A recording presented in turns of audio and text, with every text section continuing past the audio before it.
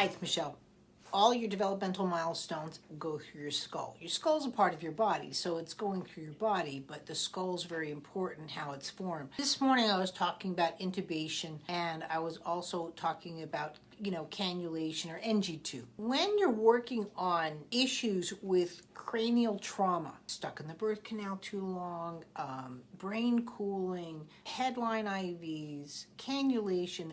Now again, these are all things to keep your baby alive. The definition of a healthy baby is a baby that goes home alive. That doesn't mean that that's in their best for their developmental movements. The reason I'm teaching you these things is so you go, oh, well, this is what happened to my child. Like, my child had a massive infection in his head, and therefore he was unable to attain these movements. One of the things I talk about in my 7 essentials, the 7th essentials is can't versus can't. Just because your child can't do something doesn't mean they can't do it. They just can't, with the structure that they have, the knowledge that they have for movement, they're not in a position to experience it and therefore play with it, because that's what movement is. We play with movement. One of the first milestones that you have is the articulation of the vomer. And one of the things I'll be doing in the new year is doing my reflex courses, because again, a lot of people do reflex integration and they're not understanding the importance of the articulation of our skeletal system. So the vomer, your nasal septum, is the only straight line right here in the human body. Now, this is what gives you your sense of where you are in space. So in other words, just like a carpenter's plumb line, you have a horizontal,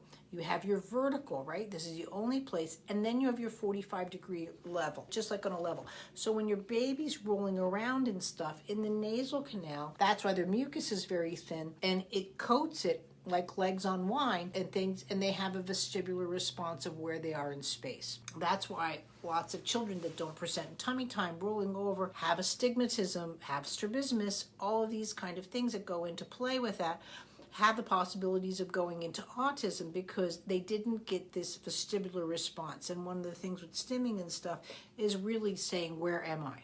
I know I'm in Peoria, I know I'm in Arizona, I know I'm in North America, I know I'm in the United States, etc. I know I'm on planet Earth. I don't think like this, but I know where I'm at. Really have this sense of self, which develops over time, where children with autism tend to not make that milestone. But when a child is presenting like into tummy time, this vomer, this nasal septum, the straight line here, is starting to go through space and gravity like this in what we call a crossing midline. What I usually say, you'll see me say, a baby's head's too heavy, they fall off, right? You don't have that crossing midline. So when a child, first of all, is presenting in tummy time, they're here, pubic bone strike, and not a full pubic bone strike, that happens at 4.5 months, but they're presenting with your pubic bone down, so the hands are starting to learn how to be independent. This isn't a plank, they don't hold themselves up, they don't hold their heads up, butt up, head down, right? That's where you get that. When the tush is down, that's where, and they start moving their head and they're crossing midline. From there, they will start to look,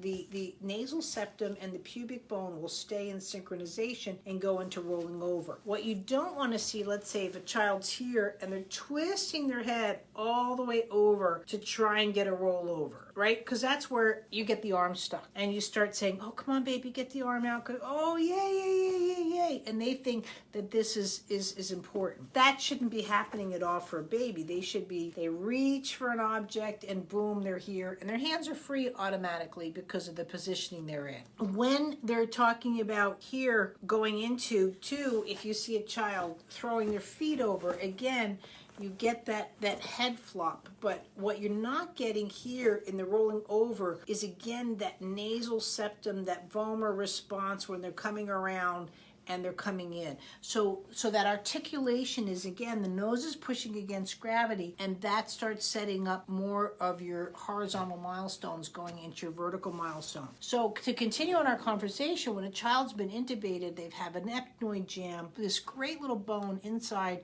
our nasal cavity has our nasal septum, the vomer, and the ethmoid, and this was where our sinuses, the ethmoid sinuses, run through and organize. But when that gets jammed, and this could happen from playing football when you're 4, I mean, it's different ways at different stages of life. We've all face planted, right? But when you're talking about that intubation where it comes into play and jamming up into that ethmoid, you're really inhibiting or deviating a crucial developmental milestones. I know people don't talk about how the system goes into milestones, but if you have issues with skeletal articulations or the way the bones move, you're going to have difficulties with your milestones. And that's why a lot of kids that have been intubated really have issues going into their vertical milestones, because the ethmoid is just not in a position to set them up for a true tummy time, true rolling over. Unfortunately, you also have NICU experience and delays there, so you're thinking, or what people try to do is an age adjusted, which I don't practice, and they'll go into the excuses that are there without fully examining the child and what is needed to work on those milestones. And that's what you need to do, is not to find out what's wrong with your child per se. You have to do that really for medical reasons, and because you don't want seizures, you don't want, like, or my son being,